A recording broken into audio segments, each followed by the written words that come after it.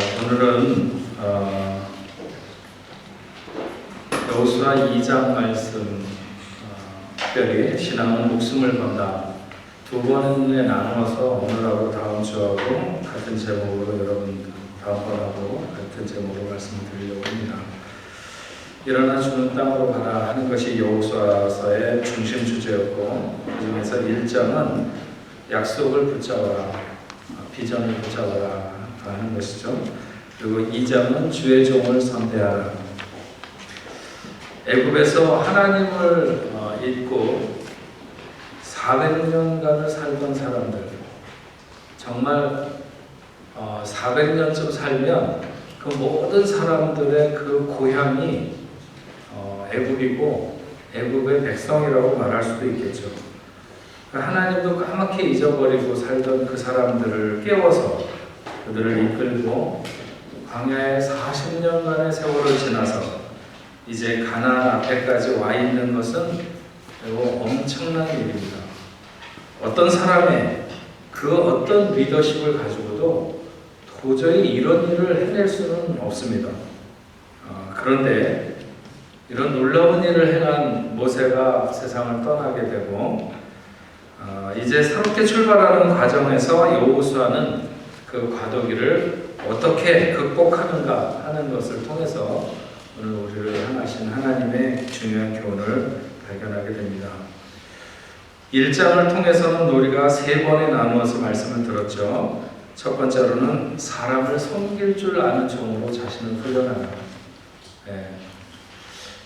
우리가 하나님을 믿지만 하나님이 직접 우리에게 말씀하시는 것이 아니라 어떤 영적인 스승, 그에게 전달해주는 사람이 있는데, 여호수아는 모세를 40년간이나 이렇게 섬기면서 그를 통해서 그의 영적인 스피릿을 그대로 이어받고 거기에 하나님의 능력이 더해져서 이스라엘 백성들을 이끌고 가나안 땅을 정복하는 이 사명을 완수하게 되죠. 그래서 우리가 사람을 섬길 줄 아는 종으로 자신을 훈련하라. 두 번째로는 꿈과 약속의 땅을 밟으라. 아무리 하나님께서 주시겠다고 했어도 우리가 그 땅을 밟는 그런 수고를 하지 않으면 결단코 차지할 수 없다고 하는 것이죠. 세 번째로는 하나님의 눈으로 보라. 사람의 눈은 정확하지 않습니다.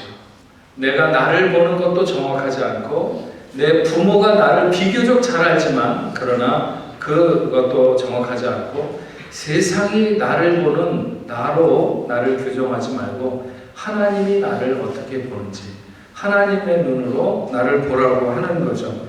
그러면 하나님께서 보시는 눈은 결코 보이는 현상을 따라 보시는 것이 아니라 그 안에 감추어진 잠재력이나 혹은 어떤 숨겨져 있는 가능성, 이런 것들을 보고 역사하시는데, 하나님에게 사랑으로 응답하게 되면 결정적으로 그러면 하나님이 그 안에 성숙을 이루시고 삶의 완성을 이루어 가신다. 특별히 이번에 코스트에 가서 그렇게 주제를 정한 건 아닙니다. 그런데 여러 강사 목사님들이 다 요셉에 대한 말씀을 전하는 거예요. 요셉. 각도는 조금씩 다르지만 어쨌든 요셉을 중심으로 해서 말씀을 전한 분이 4분인가 그렇게 된 것 같아요. 이 요셉이라고 하는 사람이 전형적으로 하나님의 눈으로 본, 인간적으로 보면 점점 망해가는 것 같고 죽어가는 것 같지만, 그러나 하나님의 눈으로 본 요셉, 그런 결국 하나님께서 그의 삶에 이루시고자 하시는 그 뜻을 이루는 것을 알 수가 있습니다. 오늘 2장은 주의 종을 선대하라. 주의 종을 선대하는 것이 왜 중요한가? 결국 이 사람 때문에 선대하는 것이 아니라 그 사람 뒤에 누가 계신가 하는 것이죠. 그 뒤에 주님이 계십니다. 그냥 종이 아니라 주의 종이라. 그래서 그분의 뒤에는 주님이 계신 거죠. 그분 때문에, 그 뒤에 계신 분 때문에 선대하는 것입니다. 하나님이 보내셨기 때문에. 신앙생활에 있어서 참 중요한 것 중에 하나가 반응입니다. 반응.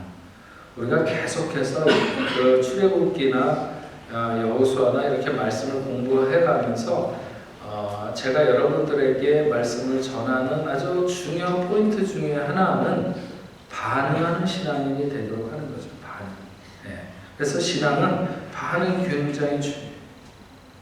제가 가끔 사람들한테 욕먹는 이유가 하나 있는데, 누가 문자 메시지를 보내거나 메일을 보내면 답장을 잘 안 합니다.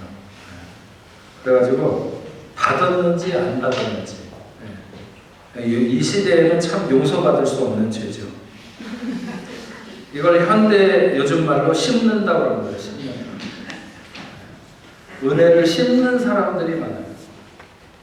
한두 번 심는 게 아니라 하나님께 수없이 은혜를 내리는데 그 은혜를 반응하지 않고 다 씹어요.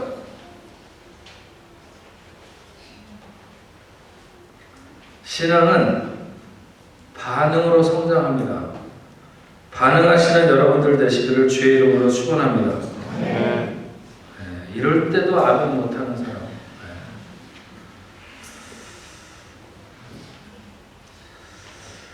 주님의 종을 선대한다고 하는 것은 하나님의 뜻과 그 계획과 사랑과 은혜에 대한 반응입니다.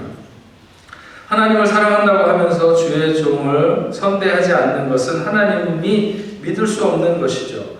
기생 라합은 하나님의 종을 섬기면서 그 기회를 잡으면서 구원의 길과 축복의 길로 나가는 것이 오늘 말씀에 나오고 있습니다. 라합은 여리고성에 있는 사람들, 그 사람들과 함께 망할 수밖에 없는, 그가 망하지 않을 수 있는 전혀 뛰어난 조건이나 환경에 있었던 사람이 아닙니다.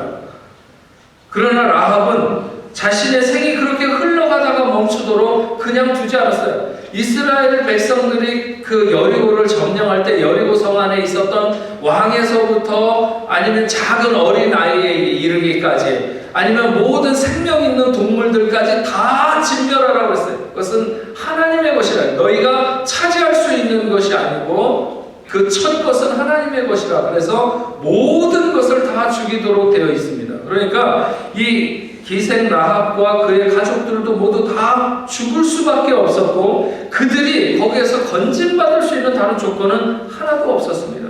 그러나 모두가 다 그렇게 가도 자기의 생이, 자기의 가족이 그렇게 가도록 두지 않은 것을 알 수가 있습니다. 미국의 프랭클린 루즈벨트라고 하는 대통령이죠. 유일하게 사선을 한 대통령. 그 마지막은 물론 길게 하지 못하고 죽었지만 어쨌든 간에 그분이 말하기를 인간은 운명의 포로가 아니라 자신의 생각의 메인 포로라고 말을 했습니다. 찰스 와거너라고 하는 사람이 말하기를 불평의 주된 이유는 문제가 크기 때문이 아니라 진짜 이유는 우리의 마음이 좁기 때문이다. 이런 얘기를 했는데, 우리가 살아가면서 많은 일들을 만나고 전혀 남들보다 달라질 수 없는 그런 조건을 가졌다 할지라도, 아니 오히려 더 여러 가지 힘들고 어려운 조건에 있다 할지라도 그것이 결국은 우리를 망하게 하는 것은 아니라는 거죠. 시편 119편 71절에 말씀하기를 고난당하는 것이 내게 유익. 정말 고난당하는 것이 내게 유익일까? 그러면 나는 유익을 위해서 고난을 필요로 하는가? 이걸 좀 우리가 잘 생각을 해봐야 되는데, 고난당하는 것이 내게 유익이라 이로 인하여 내가 주의 율례를 배우나이다. 고난당하면서 내 마음의 구조가 바뀌는 거죠. 하나님의 말씀을 받아들일 수 있도록. 교만해서 못 받아들였는데 고난이 내 앞을 지나갈 때, 고난이 내 삶을 스칠 때, 그때 고개를 숙이게 되고 겸손하게 되고 예의를 갖추게 되고 하나님의 뜻을 향해서 마음의 문을 여는 사람이 되는 것이죠.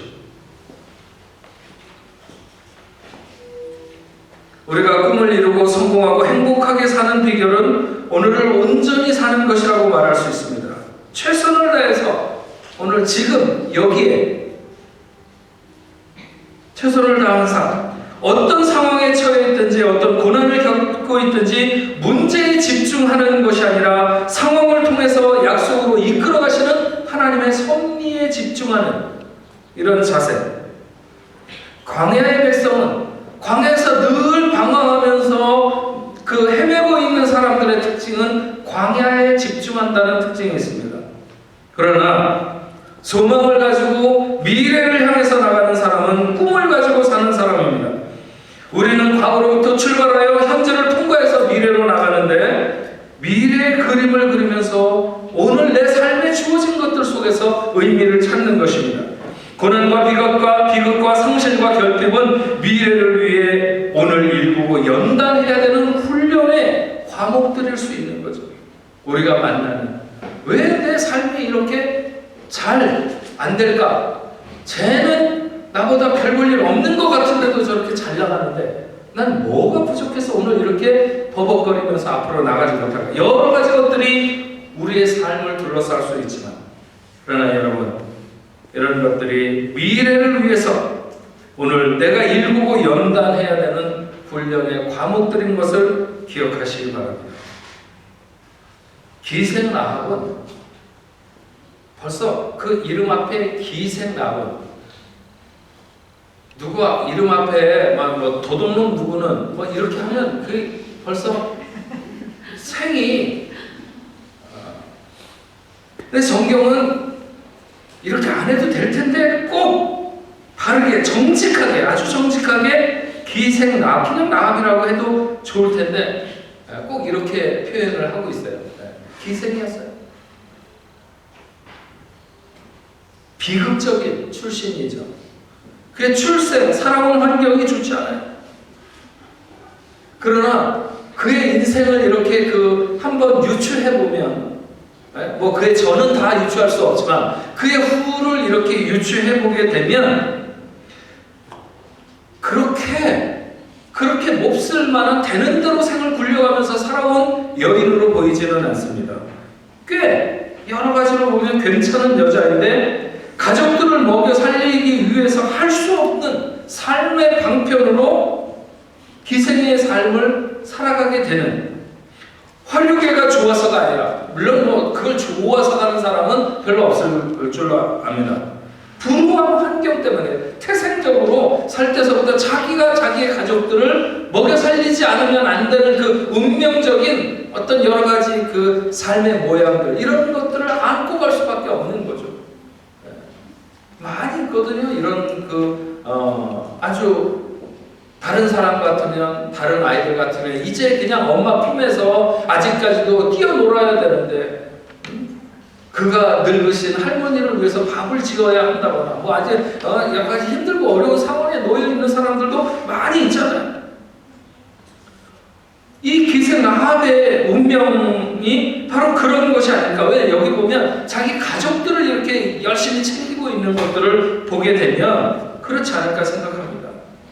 그는 매우 거친 지역 여리고에서 살았고 자기의 온 가족을 부양하는 어떤 생활의 책임을 그가 짊어지게 되었고 또한 오늘 현실에 그는 기생이라고 하는 입장에서 살아가야 되었던 것이죠. 그러나 과거가 어둡고 천박하다 할지라도 하나님의 일에 동참할 수 있다고 하는 것이죠.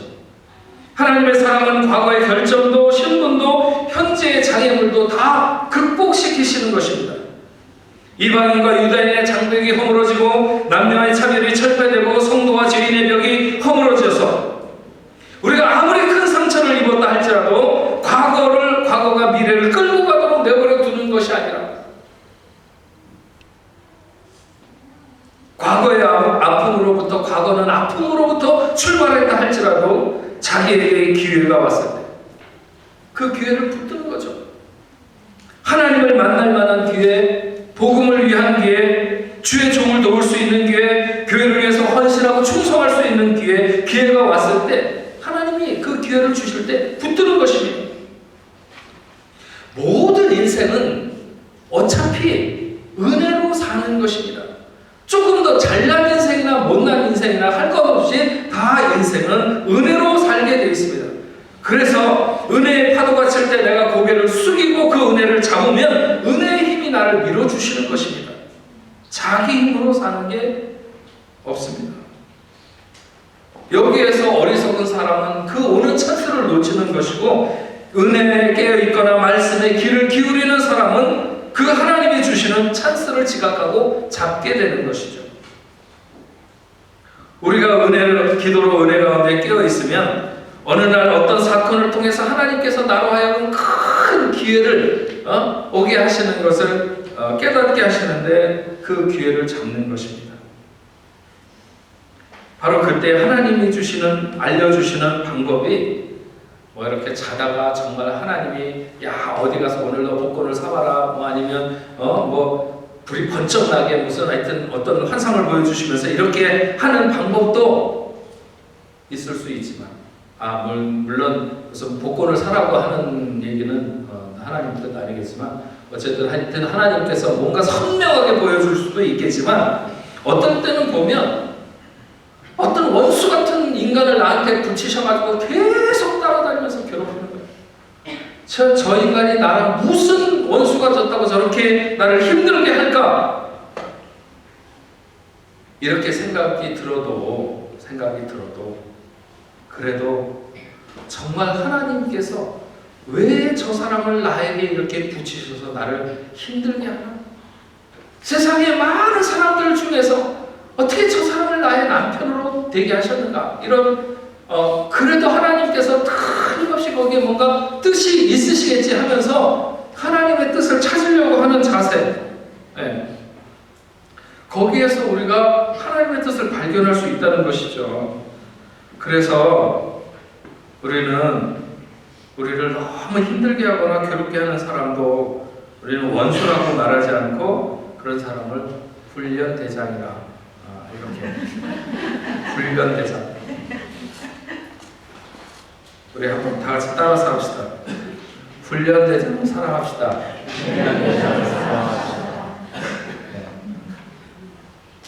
성숙한 사람은 훈련대장을 사랑해요. 훈련대장을 보면서 하여튼 하나님의 뜻을 발견하는 거죠. 하여튼 우리가 만나는 모든 것에서 하나님을 예우할 수 있는 기회, 하나님을 높여드릴 수 있는 기회, 주의 종을 섬길 수 있는 기회, 교회가 위기에 처했을 때 내가 쓰임받을 수 있는 기회, 더 나가서 어려운 사람을 돕거나 아니면 선교를 위해서 쓰임받을 수 있는 이런 기회를 우리가 생애를 살아가면서 만나게 되는 거죠. 늘 깨어 있어야 되는 것입니다. 하나님이 언제 어떤 환경, 어떤 사람을 통해서 나에게 말씀하시는지, 이 사건의 의미가 무엇입니까? 하나님, 내가 어떻게 해야 되겠습니까?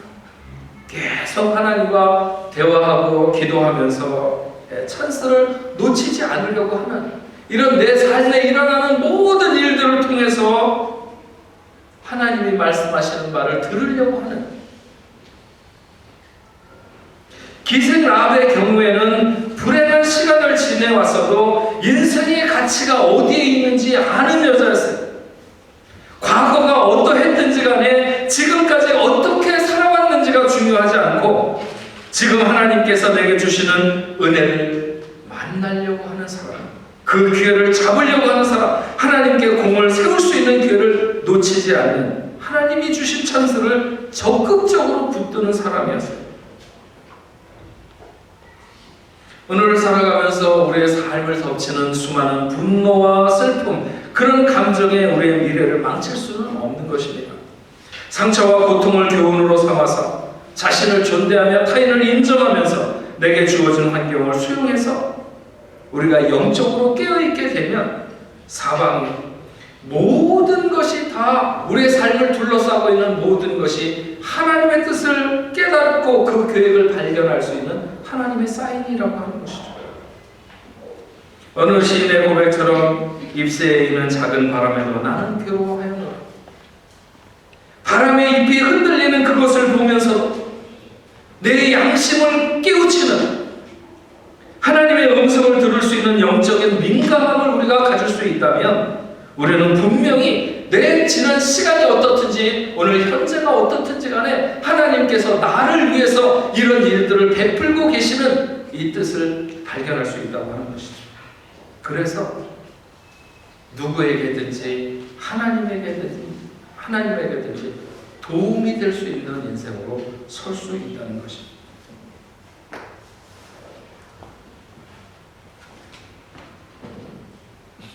제가 인천에서 초등학교를 나왔는데 거기 학교 옆에 그 보르네오 공장이라고 옛날에 그 가구 원목 들여갖고 가구 만드는 아주 그 시골에서 살던 뭐 거기 인천만 하더라도 우리 좀 시골이었으니까요. 그래서 동네에서 초등학교를 마치고 중학교를 진학하지 않고 바로 그냥 그 공장에 들어가고 그 보르네오 공장에서 일을 하던 친구들이 많이 있습니다. 근데 어린 나이에 들어가고 일을 하다 보니까 큰 나무를 못 이겨갖고 이 나무를 자르다가 손이 딸려 들어가고 이렇게 손이 잘린다거나 뭐 팔이 잘린다거나 이런 친구들이 있어서 동네에 몇 명은 이렇게 거기에 들어갔다가 손이 잘려갖고 나와서 뭐 보상금도 충분히 받지 못했겠죠. 그러고 나와서 그런 친구들이 여러 있었습니다.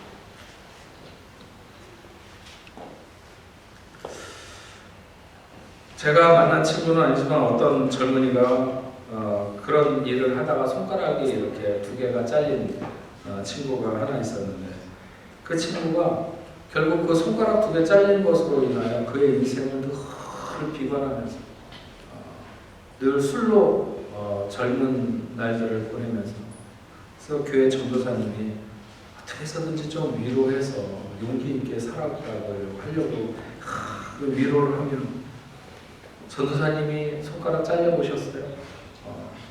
그러면서 자기는 이제 불구자라는 거죠.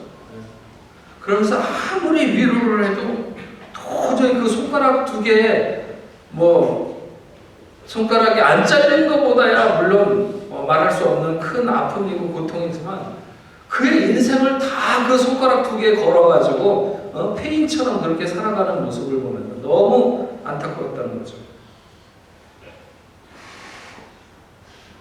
우리는 화재로 인해서 온몸에 화상을 입었지만 그러나 정말 수도 없는 많은 그 수술을 통해서도 그의 얼굴을 성한 사람이 똑바로 쳐다보기가 너무 민망할 정도로 그렇게 화상을 입은 우리 지선이라고, 무슨 지선이에요? 박지선인지 뭐 이지선? 네. 얼마나 용기 있게, 물론 아픔을 많이 지났겠지만 그로 인해서 얼마나 많은 사람들에게 하나님의 사랑을 전하고 용기 있게 살아가는지. 내 생애 속에 하나님이 주인이시라면 우리는 우리의 삶을 쉽게 상처에 환경에 운전대를 내어주지 말고 하나님께 드려야 될 것입니다. 내가 생각하지 못한 하나님의 계획하신 가장 좋은 길이 우리의 고난 앞에, 우리의 환난 앞에, 내 생애에 미치는 여러 가지 어려움 앞에 틀림없이 있다는 사실을 믿어야 할 것입니다. 하나님이 문제점을 드러내게 하실 때가 있어요. 하나님이 마음의 청소를 시킬 때가 있어요. 하나님에게 주권을 드렸다면 신뢰하고 고난이 주는 교훈을 온 몸으로 받아들이면서 실천해 나간다면 내가 가진 결핍은 하나님을 만나고 찾을 수 있는 좋은 기회가 된다고 하는 것이죠. 부족하고 외롭기 때문에, 힘들고 어렵기 때문에 하나님을 찾게 되는 것입니다. 이럴 때 지난번에 가르쳐 드린 대로 틀림없이 무슨 뜻이 있을 텐데, 내 생애에 이런 일을 만날 때 틀림없이 우리 한번 해보겠습니다. 틀림없이 무슨 뜻이 있을 텐데, 시작. 틀자에 힘이 안 들어갑니다. 틀리가 빠질 때쯤 돼야 틀자에 힘이 들어가려나? 틀림없이 무슨 뜻이 있을 텐데. 무엇을 돕기 위해서 이런 일을 내 앞에 배열하시는지, 하나님 무슨 일을 위해서 내 앞에 이런 일들을 이렇게 베푸십니까? 주님, 내가 이런 환경 가운데서 어떻게 하기를 원하십니까? 힘들 때마다 깊이 묵상하면서 하나님 앞에 나가면 하나님이 지혜를 주셔서 위기를 우리로 하여금 기회가 되게 하시는 것입니다. 이럴 때 가장 중요한 것은 신뢰죠. 신뢰. 하나님에 대한 신뢰. 틀림없이 좋은 일을 위해서 이런 일이 일어나고 있다고, 하나님께서 이런 일을 내 앞에 펼쳐놓으신다고, 보이는 환경이 아니라 그 환경 뒤에서 역사하시는 하나님을 바라볼 수 있는 그런 신뢰가 있어야 되는 거죠. 여러분 한번 생각해 보시기 바랍니다. 요셉이 애굽의 총리가 되는데, 그가 얼마나 똑똑하고 얼마나 공부를 잘하면 애굽의 총리가 될 수 있는, 그것도 바로 왕의 지위를 넘어서는 총리가 될 수 있는 그런 그 기회가 올까요? 얼마나 공부를 잘하면? 7살 때 애굽의 모든 그 언어를 다 통달하면? 아니면 천문학을, 이런 모든 것들을 하면 그가 그 자리에 올라설 수 있을까요? 오늘 우리가 세상에서 추구하는 어떤 그 학문의 어떤 연마라든지 이런 게 중요하지 않다는 것이 아니라, 이런 방식으로 나간다면 절대로 요셉은 애굽의 그 바로를 뛰어넘는 총리로 그 자리에 설 수 없다고 하는 것이죠. 죽었다 깨어나도 가능하지 않습니다. 그것은 하나님적인 방법이죠. 하나님적인 방법. 근데 하나님적인 방법이 요셉을 이끌고 나가는 그 모양을 보십시오. 그가 점점 올라가서 얼마 안 있으면은 총리에 올라가겠구나, 이렇게 올라갑니까? 계속 추락하고 있죠. 팔려가고 또 모함 받아서 옥에 내려가고. 그럴 때 요셉이 반발하면서, 이게 도대체 뭡니까 하나님? 왜 나를 이런 힘들고 어려운 고통으로 이렇게 계속해서 몰아넣느냐고. 그가 반발하고 원망하고 불평했다면 그 자리에 가겠습니까? 그런 자리에 주어질 때마다 그는 그래도 그 하나님의 뜻이 있겠지. 하나님께서 나를 향해서 가지고 계신 뜻이 있으시니까 내가 이렇게 어려움을 겪겠지 하는 이런 그 어려운 환경 속에서, 감옥에 그렇게 갇히면서도 계속해서 하나님의 뜻을 묻고 찾을 때 하나님께서 그에게 은혜를 주시고, 그가 있는 모든 곳에서 하나님이 축복을 베푸시잖아요.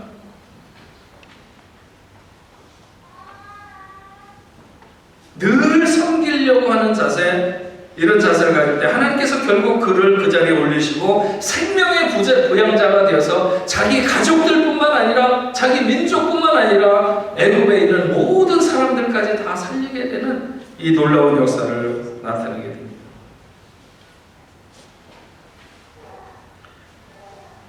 여러분, 스웨덴의 가스펠 싱어 중에서 레나 마리아라고 아시죠?